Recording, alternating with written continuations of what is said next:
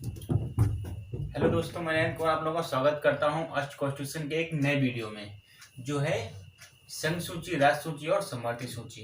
एक इससे पहले हमने आपको बताया था कि 7वीं अनुसूची में 3 प्रकार सूचियों का वर्णन किया गया है: संघ सूची, राज्य सूची और समवर्ती सूची।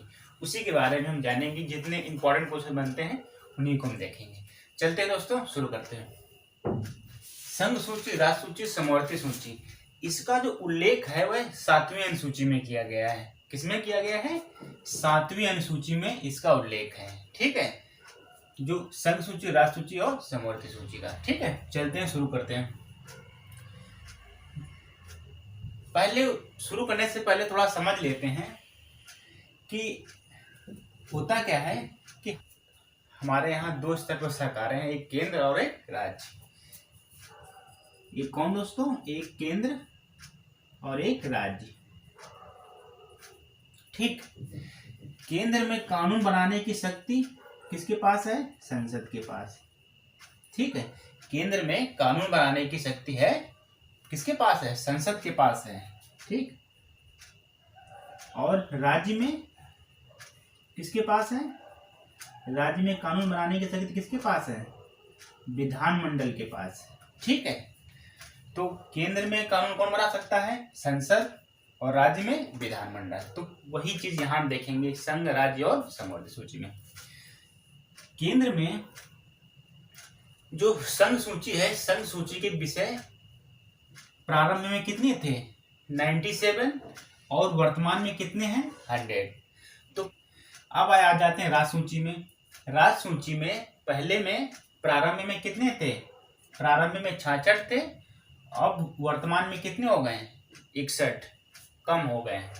और समवर्ती सूची में के जो विषय थे पहले वो कितने थे? 47, अब कितने हो गए हैं? 52, बढ़ गए हैं। ठीक है, तो हमने विषय के बारे में देखा कि संघ सूची के पहले विषय कितने थे? 97, और अब कितने हो गए? 100। ठीक, और राज्य सूची के जो विषय थे प्रारंभ में कितने थे? 66, और अब कितने हो गए हैं? 61। तो उसी प्रकार हमने समवर्ती सूची में देखा, पहले 47 थे, अब कितने हो गए हैं?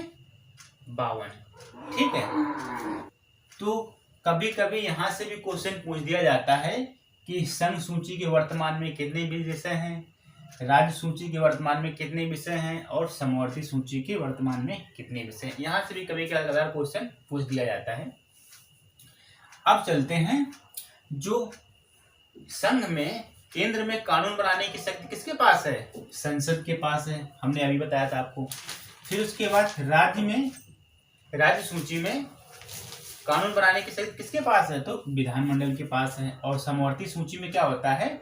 समवर्ती सूची में संसद और विधानमंडल दोनों कानून बना सकते हैं, लेकिन दोनों में अगर कोई विवाद उत्पन्न होता है तो सिर्फ संसद ही कानून बना सकते हैं। ठीक है, तो समवर्ती सूची में संसद, विधानमंडल कानून बना सकता है।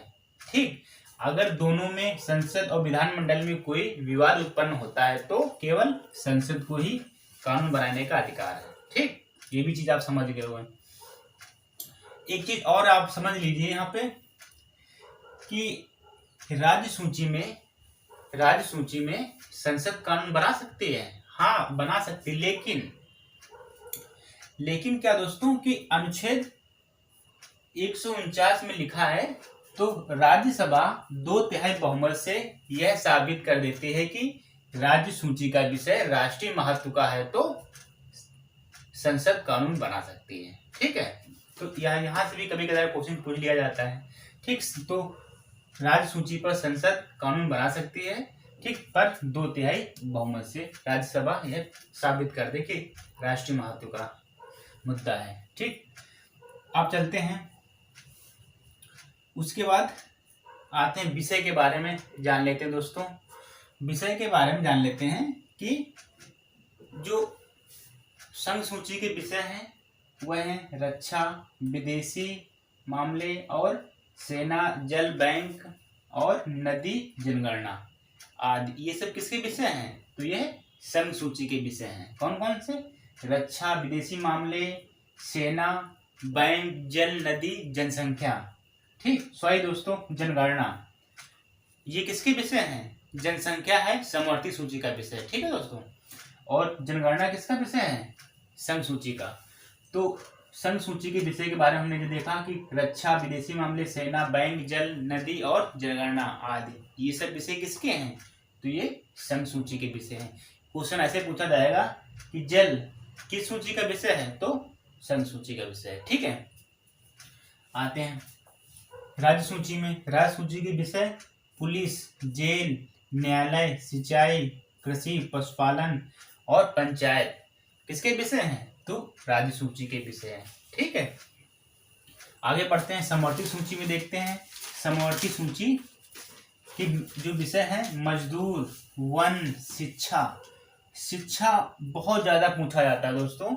पूछा इसलिए जाता है क्योंकि राज्य सूची से 5 विषय निकाल करके समवर्ती सूची में डाल दिए गए हैं 5, और 5 में से एक शिक्षा भी है। कौन दोस्तों? शिक्षा। तो शिक्षा राज्य सूची का विषय नहीं है, समवर्ती सूची का विषय है, ठीक है। तो 5 विषय राज्य सूची से निकाल करके समवर्ती सूची में डाल दिए गए हैं, ठीक है। तो हमने देखा समवर्ती सूची के विषय कौन कौन से हैं? मजदूर, वन, शिक्षा, जन्म, मृत्यु और जनसंख्या आदि। ये किसके विषय हैं? ये समवर्ती सूची के विषय हैं, ठीक है। तो चलते हैं एक बार और देख लेते हैं संघ सूची के विषय कौन कौन से हैं। रक्षा, विदेशी मामले, सेना, बैंक, जल, नदी और जनगणना, ये किसके विषय हैं? संघ सूची के। फिर इधर हमने बताया कि राज्य सूची में पुलिस, जेल, न्यायालय, सिंचाई, कृषि, पशुपालन, पंचायत आदि, ये किसके विषय हैं? ये राज्य सूची के विषय हैं। फिर समवर्ती सूची में देखा हमने मजदूर, वन, शिक्षा, जन्म, मृत्यु और जनसंख्या, ये किसके विषय हैं? तो ये समवर्ती सूची के विषय हैं, ठीक है। अब बात आती है कि जो 5 विषय निकाले गए थे राज्य सूची से समवर्ती सूची में, वो किस संविधान संशोधन के द्वारा हुए हैं?